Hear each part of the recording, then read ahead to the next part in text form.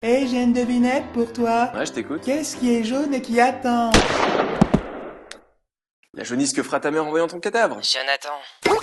Régis, ça va pas le faire. Bah quoi, c'était son nom. D'accord.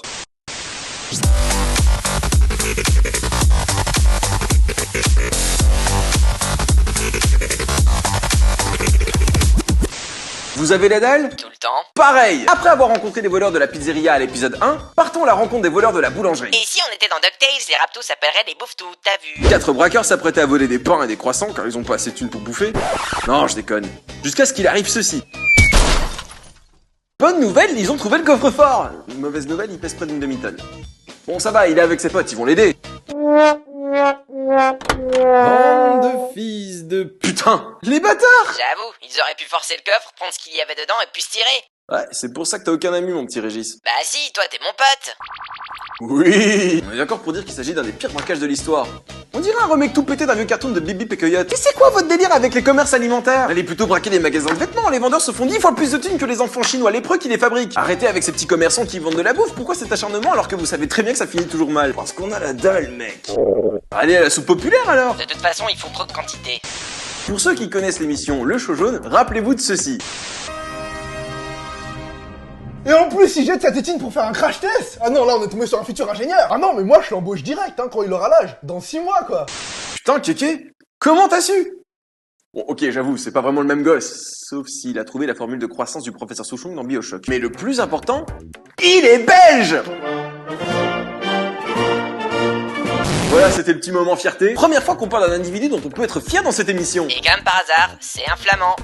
Et alors? Bah rien, je dis juste que c'est pas du côté de Charleroi qu'on va trouver des génies comme lui. Ah ouais. Mais ça va bien de mettre tout le monde dans le même paquet? Bah quoi, c'est pas vrai? Ok, c'est bon, t'as gagné. Maintenant, tu fermes ta gueule jusqu'à la fin de cet article. Apparemment, ce gosse de 7 ans se faisait déjà chier avec la matière scolaire de 3ème humanité ou 4ème chez vous en France. Ah, je suis sûr qu'il a dû se faire un max de copains à l'école. On adore les gens comme lui en général. Wesh, le HP, tu me files toutes les réponses de l'examen, je te présente des meufs, ok? Les filles, c'est nul. Wesh, t'es pédé? Demande à ta mère. Quoi? Gosse, fils. Il va donc bosser maintenant une fois par semaine aux Pays-Bas pour faire de la recherche. J'aimerais juste être présent pour voir le jour où il va rencontrer ses collègues et voir leurs réactions. Hey Jean-Marc, je te présente le nouveau gars qui va reprendre ton poste de recherche.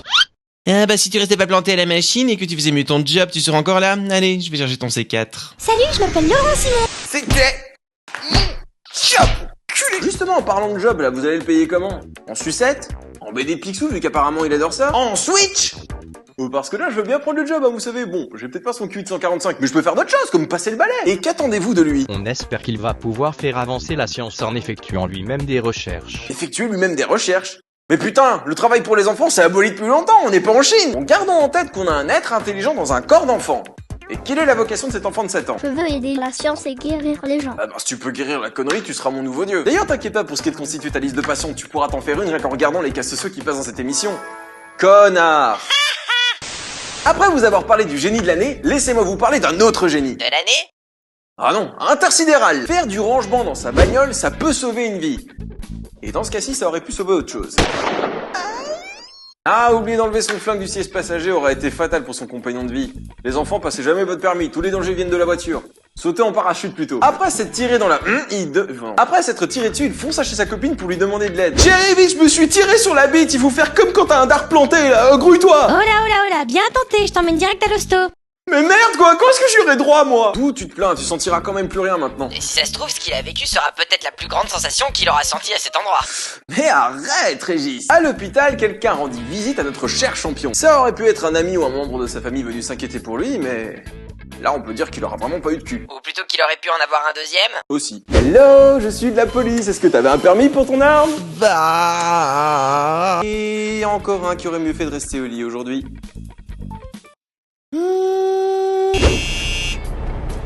Hello toi, tu sais ce qu'attend les nouveaux venus? Le baptême du trou. Ah bah t'as l'embarras du choix, j'en ai un devant maintenant si tu veux. Ah! Et voilà, c'était l'épisode 16 du Journal du Micmac, merci à vous d'avoir regardé. Si cet épisode t'a plu, bah n'hésite pas à le partager, à m'envoyer des articles ou me suivre sur les réseaux sociaux, ou venir m'aider sur Tipeee si vous le souhaitez. Tout est dans la description. À bientôt sur internet. Salut!